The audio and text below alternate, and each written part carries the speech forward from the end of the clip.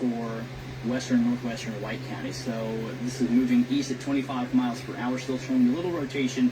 So they're going to keep that going to the top of the hour. No reports with that, at least. But it looks like, again, if there is some rotation, it could be maybe southeast of Springerton. At least they're crossing 45. So I'm not sure if that would warrant a new warning for the rest of White County. We'll keep a close watch on that as well. I did see what may have been some kind of correction from or clarification from Spencer County, the emergency management there director, saying that there was no tornado in Dale and not seeing any damage. So I'm not sure if that's a correction to that confirmed tornado or if that's just a report that they didn't see any tornado damage. But we did have that report as it approached Dale. I guess technically that report never was in the city of Dale. They just had it near Dale as it approached from the west along I-64. So they're saying, at least from Spencer County, finding no damage in the town of Dale. So that's at least some good news as well, as that continued to push to the east. So we'll continue to monitor that, and not seeing any of the damage reports of that on that other part of the cell too. So hopefully things may be taming or turning themselves down a little bit. We're getting more radar indicated rotations and circulations as opposed to these confirmed tornadoes that we dealt with most of the late afternoon, early evening hours. But yeah, looks like those are the warnings that we have left. Looks like we're at 4 right now, Wayne. Okay, and while I get back on this one in Perry County, see if you can pull up the latest storm tracker, or future tracker, I'm sorry, and let's see what our short-range model is showing here for the rest of this evening into the overnight. Because just checked behind the scenes on the HER model, and it's really breaking the line up. Again, not giving us a solid line. We'll see what our model says. But again, broad rotation continuing with that lead storm with a tornado warning there in the northwest corner of Perry County. I think the threat is over with in DuBois and Spencer counties. It's a somewhat broad rotation there, tracking just south of 64. So Kitterman Corners down to Sassafras. You want to be in your tornado safe area.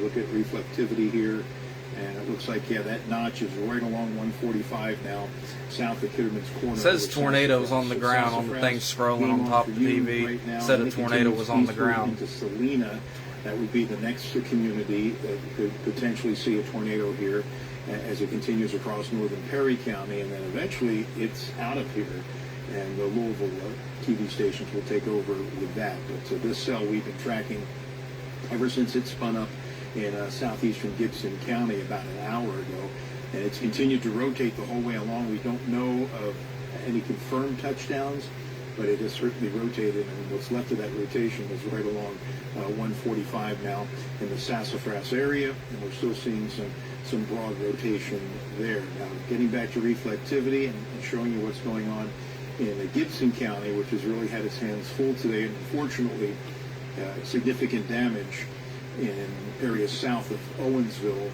with that storm about an hour and a half ago.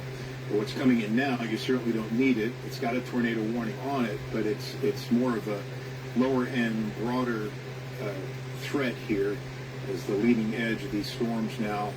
Pretty solid area of rain west of 69. So I'd say anything east of 69 is where you start to get maybe a little bit of rotation.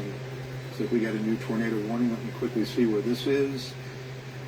And we are now in White County. They're extending that one in White County. So if you recall, we were watching that one coming out of Hamilton County near Springerton, and sure enough, there's a little bit of a hook there on the edge of it. So it looks like we've got a little bit of rotation there to the northeast of Enfield and to the southeast of Springerton. So tornado threat. And that's kind of a tight but weak circulation there that's going to be tracking pretty close to the Carmi area, if not going just north of Carmi across northern White County. So that warning just in from the National Weather Service, and we'll get more details to you on that in a moment. But getting back to Gibson County here, we got that cluster coming on in. But as we look at the velocity data here, continuing to not really see anything that jumps out in terms of rotation like we did earlier. There could be little pockets of rotation, but not seeing anything that is too pronounced like we did earlier. And then finally, as we go down in here into White County, we'll clear this severe thunderstorm warning off. I just wanted to do that. Didn't quite do it. There it is. And we've got this storm here along in the Grayville area. So let me look at that velocity data real quick. Broad rotation still south of Grayville, so we're going to keep an eye on that. And I am seeing reports of a funnel cloud in Enfield as well. In Enfield, okay, so that would be this circulation here. So folks in Enfield are seeing the funnel cloud right there. So they're seeing that circulation there. You can see that more clearly on the raw velocity. So that's what the new tornado warning was issued for, as that storm is more than likely going to go north of Carmi, north of Illinois Route 14 across northern White County. It's weak rotation, but a spotter, as Cody just mentioned, is reporting a funnel cloud. All right, so Cody, back to you on the latest of what still is on the way for the rest of tonight. Yeah, I've got an updated future tracker. This updates every hour, so this is accounting, again, hour-by-hour look of what to expect each hour update. So this is giving us here as we approach the 9 o'clock update, almost bows out that line across basically the US 231 corridor and then back along the Ohio River. And as Wayne mentioned, some of the guidance as it dives to the east, it almost seems to take away the energy of the storms developing west of the Wabash and just transitions more in the way of just a heavy rain event. And I've checked our social media live stream comments, so we've had a few questions from people in western Kentucky. You know, when is this going to hit Owensboro? What about the Madisonville area?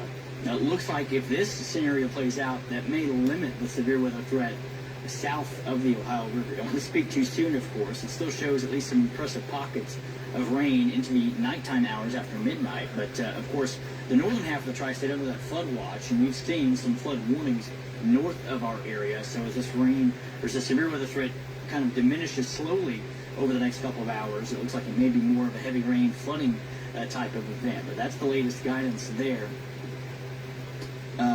Okay, and I believe we have a live picture. Is this from our storm tracker, I believe, in Owensville, not Owensboro, Owensville. So let's see if we can get a live look at that. That is a shed that was damaged. And again, we've had several reports of tree, power line, and structure damage. And this is a shed that was damaged in the Owensville area that we've had what looked to be on radar. Pretty impressive rotation at times as it trekked across Gibson County near Fort Branch. And then, of course, in the Owensville area, we've seen that again several times. This is a live view from our mobile storm tracker that has been out through this event here too. So we appreciate them checking that out. And if there's any more damage that they come across too, again, we've had several reports in the Owensville area. I know there's some reports of damage in the Linville area of Warwick County, and then also parts of well, we didn't have any damage, I guess, in Spencer County, but we did have that at least near Dale was that confirmed tornado. But we just the most recent tornado warning that we have for White County, that was a funnel cloud. Just saw a picture from the Weather Service showing that funnel cloud near Enfield, and that would put it northwest of Carmi. So I'll go back here and kind of turn off some of the extra watch here so it doesn't get in the way there. But that cell there, that's north of Carmi. But again, when this was near Enfield, that was a spotter reporting a funnel cloud. I think that's what prompted, with that circulation, them to go ahead and issue the warning there too. Out towards the east, we do have a new severe thunderstorm warning for, again, southwestern DuBois County and central DuBois County, with a tornado possible tag on that from the Weather Service in Louisville. They were watching maybe some mid-level rotation in the storm there that prompted them to put that tag on there. Otherwise, this is for 60-mile-per-hour winds and some penny-sized hail too. So that will go until 10:30 Eastern time for DuBois County. And again, still watching these other storms as they push across the Wabash. We'll see again how this unfolds based on what Future Tracker showed. It's not really showing the same kind of bowing segment as I just showed you on Future Tracker is what we're seeing live right now. So we'll see, Wayne, how that kind of plays out here as we go deeper into the evening. Yeah, hopefully as the atmosphere stabilizes a little bit, we'll continue to see maybe a downtick in all this activity. Yeah, we have a new tornado warning. New tornado warning. But I want to, we'll get to this in just a moment here. I want to focus here briefly on this tornado warning in White County. Indeed, we're seeing it's somewhat tight. It's weak, but it's there. A new sweep just came in. So this is northwest of Carmi. We have the spotter see this as a funnel cloud in Enfield. And so you can see it right there. So that is a compact but tightly wound and not overly strong circulation there northwest of Carmi. And that is on a cell that's been kind of hanging on with a storm that came out of the Hamilton County and now is tracking into northwestern WEHT County. And it could be a close call for Carmi, but the way this is evolving, it looks like this would track just north of Carmi. Let me step off the camera and take a look at how this has evolved over the past 30 minutes. You can kind of see that rotation kind of stay pretty broad and then kind of tighten up right there. A little bit storm relative. That might be a little bit better here. And yeah, it's not the most impressive one we've seen tonight, but there's a little something there northwest of Carmi. So it looks like the highest threat with this possible tornado will cross Illinois Route 1 between Crossville and Carmi. And meanwhile, a little farther to the north, this storm up here in the Grayville area looks like it just got an extension. So that's the new tornado one. It's the one coming out of Grayville that's going to be tracking along the Posey, Gibson County line. Is that correct, Cody? Is that what we're looking at there? Yeah, that is the new tornado warning. That does include similar areas that maybe a tad farther south than what the warning was earlier this afternoon. That will go until, I just lost my system, so I'll click the wrong thing, so let me get that real quick from the weather service here. But that, again, for parts of Gibson, Posey, and it does clip Vanderburgh, and parts of, it does come out of Wabash County as well, across the river there. But this is pushing out of Grayville, so the rotating threat would be more, again, places like Griffin, maybe the Poseyville area, southern Gibson County. This will go until 9:45. And it was located over Grayville, so it's moving to the east at 35 miles per hour. Again, radar indicated rotation with that cell. Zoom in a little bit closer here again so we can get that. And again, it would be right there where you're just looking at. So the storm itself was over Grayville. I think if there's possibly, and there's an updated scan, which we will try and see some of the storm relative velocity here too to see what may be showing up from the weather service to catch their attention here. And yeah, seeing maybe a little bit there just southeast of Grayville now as well. So north of Griffin, and take a step back to see it is maybe trying to dive a little south of east, but compared to earlier, moving pretty due east, so may miss Griffin to the north. But that latest scan, again, it's fairly broad, but enough, I believe, for the Weather Service to warrant that tornado warning. And again, that's moving east at 35 miles per hour. So I'll zoom in a little bit closer, put a storm track on the area of that broad rotation, and we'll redo that one here to get a wider view here to get some times of arrival for this storm here. But moving east at 35 miles per hour puts it through, again, just north of Interstate 64 yet again. So Hickory Ridge at 9 and 10. Then some rural areas there, basically the county line as it pushes towards, if it holds together again, and if it doesn't shift. That's something we've seen with this line. Could get close to Owensville again. That's where our storm tracker is at, and that's where we've seen some significant damage from what appeared to be a tornado earlier. So hopefully that kind of skirts south of town there in Owensville, but it's going to be a close call for southern Gibson County. Indeed, and it is 9 o'clock normally. It would be Eyewitness News at 9. We are still in continuous severe weather storm coverage here. We've had at least a tornado warning or 2 or 3 in effect since almost 5 o'clock this afternoon, and that threat continues. We still have 4 warnings out there. Going a little farther to the east now, where that tornado warning continues for southeastern Gibson County. A little notch here southeast of Buckskin, so there could be some broad rotation. That's the warning that came out about 30 minutes ago when the cell, or the leading edge, was north of Owensville. Now that is down into the southeastern corner of Gibson, getting into far northwestern Warwick County. Broad rotation there, so not seeing anything nearly as dangerous as what we saw earlier, but we'll continue to keep an eye on that notch there. We'll be moving down towards the Linville area. So we've got that particular storm we got to keep an eye on as it moves off to the east-southeast. Severe thunderstorm warning there for southern and central, southern half of DuBois County, and then the tornado warning continuing now for northeastern Perry County. That notch right there looks like it has crossed over Indiana 37 to the southeast of Salina. And let's see what kind of velocity we have on that. That looks a little bit weaker than it did earlier. So that seems to be consistently a broad but weak rotation with that storm that is now crossing over 37 there in northeastern Perry County, and we'll be exiting our viewing area shortly. So we got that warning there. That's the lead warning on the cell in northeastern Perry County. And then behind it, severe thunderstorm warning for southern DuBois County. And then as we go to the west, we have the what's left of the tornado warning for southeastern Gibson, northwestern Moore County. So that storm right there, you kind of see that notch west of Linville.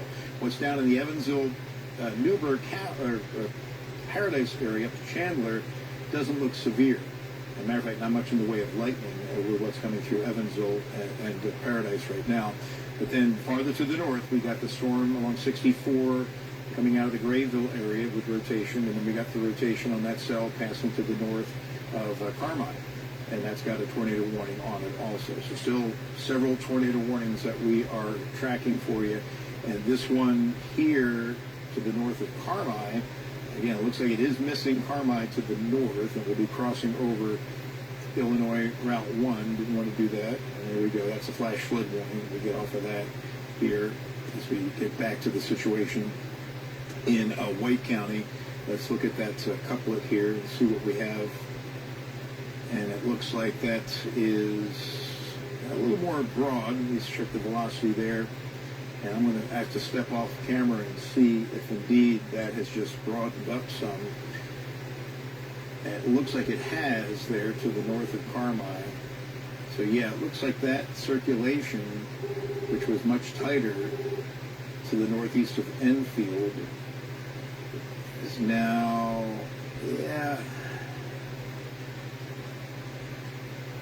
I would say it's that weak area.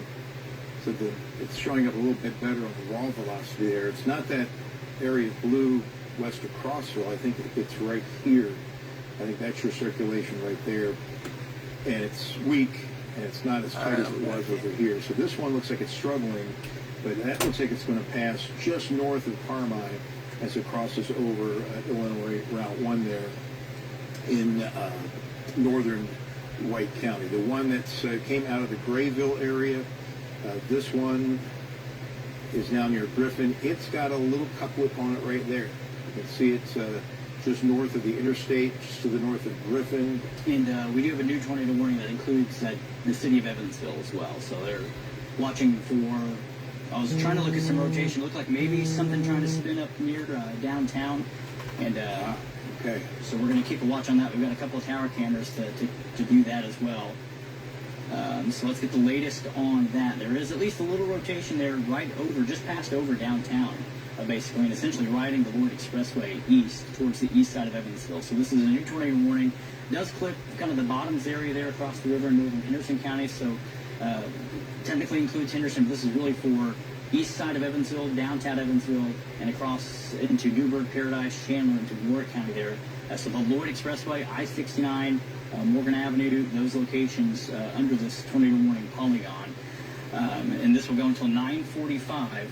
And it looks like a severe thunderstorm capable of producing a tornado was over Evansville, moving east at 20 miles per hour. So this is radar indicated. As I mentioned, there was a spotter asking if they were seeing anything near downtown, and I just happened to pull up the tower camera. I'll have to readjust, but it looked like there might have been some kind of lowering that dissipated. So I'll play with the cameras here behind the scenes and see if there's anything to monitor. Yeah, check our cameras there, especially the east side, because I think if we've got something, it's either along or east of 41 in this notch right here over the heart of Evansville. So I think downtown and points west, probably okay, just based on, the wind shift. It looks to be right here.